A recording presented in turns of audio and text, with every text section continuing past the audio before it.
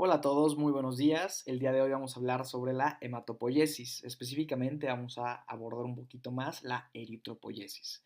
Vamos a hablar de qué es, para qué sirve, cómo se lleva a cabo y más importantemente, qué ocurre cuando ésta se altera. Mi nombre es Braulio Flores y vamos a dar inicio. Entendemos a la eritropoiesis como el proceso de formación de los eritrocitos o de los glóbulos rojos, estas células pequeñas que se llevan a cabo la función de transportar el oxígeno a todas y cada una de las células del cuerpo, ni más ni menos. Este proceso se lleva a cabo en la médula ósea roja de los huesos planos, tales como costillas, esternón, vértebras o la pelvis. Este proceso, sin embargo, no solamente ocurre aquí, ya que durante la vida fetal también se lleva a cabo en otros lugares como el saco vitelino, el vaso o el hígado. Todo el proceso de la eritropoiesis, es decir, desde la aparición del primer precursor eritrocítico hasta que tenemos a nuestros eritrocitos maduros, se lleva a cabo más o menos en una semana. Y para este proceso es súper importante que tengamos algunos factores tales como eritropoyetina, factor estimulante de colonias, hierro y vitaminas como la vitamina B9 y la vitamina B12. Si alguno de estos llega a faltar por X o Y razón, esto llega a producir anemias, de las cuales hablaremos más adelante. Ahora, la eritropoiesis me gusta explicarla como que es una historia, ¿ok? Esta historia tiene los siguientes pasos y es muy simple. Uno, tenemos una célula enorme. Todos los precursores nacen como células enormes. Y tenemos que llegar a nuestra célula pequeñita, que es el eritrocito. Entonces, cada paso de nuestra eritropoiesis va a conllevar una reducción del tamaño celular, como lo veremos más adelante. Además, si se dan cuenta, la primer célula precursora tiene núcleo. Nosotros sabemos que nuestros eritrocitos no tienen núcleo característicamente. Entonces, parte de esta historia conlleva la inactivación y por último la expulsión del núcleo, como veremos más adelante. Y finalmente, sabemos que es súper importante para la función de nuestros eritrocitos que tengan hemoglobina. Entonces, por último, necesitamos saber cómo es que se lleva a cabo la hemoglobina por los ribosomas. Entonces, demos inicio. El primer precursor de los eritrocitos es el proeritroblasto. Incluso en el nombre está diciendo que es un super precursor. Pro y blasto, ambos quieren decir que van primero, ¿vale? Este es el primer precursor eritrocítico que vamos a poder reconocer en la médula ósea. Como se pueden dar cuenta, nada más comparándolo con el tamaño de nuestros eritrocitos en la fotomicrografía que tenemos a la derecha, es una célula enorme. Mide cerca de 20 micras según la literatura. Su citoplasma, como se pueden dar cuenta, es fuertemente basófilo y característicamente no contiene hemoglobina. Es decir, tenemos todo el aparato formador de hemoglobina, sin embargo, todavía no le hemos procesado y eso es algo característico de esa célula. Conforme vamos avanzando en este proceso, sabemos que nuestras células se hacen cada vez más pequeñas y es así que llegamos al eritroblasto basófilo, la segunda célula precursora de nuestra línea roja. Esta es mucho más pequeña que nuestro proeritroblasto. La literatura menciona que mide cerca de 8 micras, de 8 a 10 micras aproximadamente. El núcleo se hace cada vez más heterocromático, se prepara cada vez más para expulsarlo la célula y comienza a aparecer por poquito a poquito un poquito de hemoglobina en el citoplasma. De ahí se debe un poquito el puntilleo acidófilo que tenemos en el citoplasma de estas células, como lo vemos en la imagen de la derecha. Ahora, posterior a este, encontramos a nuestro eritroblasto policromatófilo. El nombre de esta célula significa que encontramos una variedad de colores dentro del citoplasma de esta célula, como lo pueden ver en la imagen de la derecha. Tenemos una coloración entre azul, entre rosita, porque conviven tanto elementos basófilos como el aparato de producción de la hemoglobina, como toda la hemoglobina que ya se está produciendo, de ahí el tinte acidófilo que comienzan a tener estas células, de ahí su nombre. Tenemos un núcleo con una cromatina muy condensada, está a punto de expulsarla de la célula y por esto es que es el último precursor capaz de hacer mitosis. Y esta es una pregunta clave en este tema. Posteriormente encontramos al eritroblasto ortocromatófilo. El prefijo orto en la palabra ortocromatófilo quiere decir correcto, es decir, este precursor ya tiene el color correcto del citoplasma del eritrocito. un citoplasma principalmente acidófilo.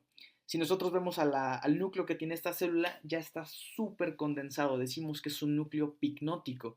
Es un núcleo que está ya siendo expulsado por la célula. Se encuentra incluso periférico, como lo podemos ver en la imagen de la derecha. Es decir, la célula ya lo está escupiendo, ya lo está vomitando. Es decir, tenemos un poquito de rastros basófilos por la presencia de los ribosomas todavía que están produciendo hemoglobina y obviamente el contenido de hemoglobina es muy alto, por eso ya tenemos el color correcto y de ahí el nombre de esta célula.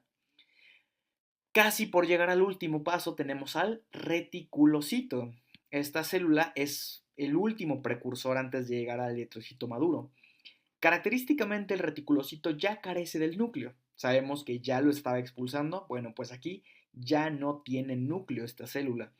Todavía se le aprecia una pequeña basofilia como lo podemos ver en las imágenes de la derecha, porque todavía tenemos un poquito del aparato de producción de proteínas, todavía tenemos algunos ribosomas y de hecho estos ribosomas se agrupan y forman una red.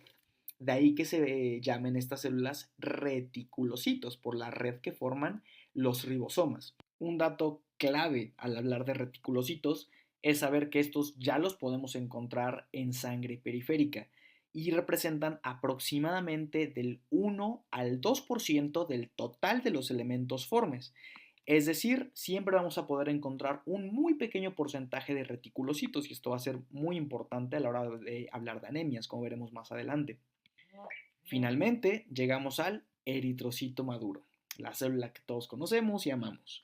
Esta pequeña célula nucleada de aproximadamente 7.6 micras, sin organelos, pero llenísima de hemoglobina. Es así que puede llevar a cabo su función de transporte de gases a todo el cuerpo. Finalmente, para terminar este tema, es importante correlacionarlo con algo que nos sea útil en la práctica médica diaria. Entonces, hablemos de anemias. La anemia no es una enfermedad en sí, es una condición común a muchas otras patologías. La entendemos como una disminución del número de eritrocitos, y esto en la práctica diaria se refleja en una disminución de la concentración de hemoglobina. Ese es típicamente el valor diagnóstico que utilizamos. Ahora, cuando ocurre una de estas pérdidas, es común que el tamaño de los eritrocitos cambie. A veces se puede mantener en el mismo tamaño, a veces son más pequeños o a veces son más grandes de lo que deberían ser. Esta medida es especialmente útil porque nos permite clasificar a las anemias y poder entender mejor cuál es la causa de estas. No utilizamos la medida de la que hablamos, que es 7.6 micras. En cambio, utilizamos el volumen. Esta medida, conocida como volumen corpuscular medio, normalmente se encuentra entre 80 y 100 femtolitros.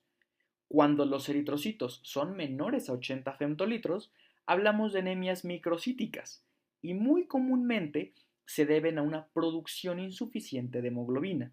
Sabemos que los eritrocitos son células llenas de esta proteína, por lo que cuando esta es insuficiente, ya sea por falta de hierro, lo cual es la causa más común, o por condiciones genéticas como las talasemias, esperamos que las células disminuyan en tamaño. Por otro lado, cuando la medida es mayor a 100 femtolitros, hablamos de células grandes.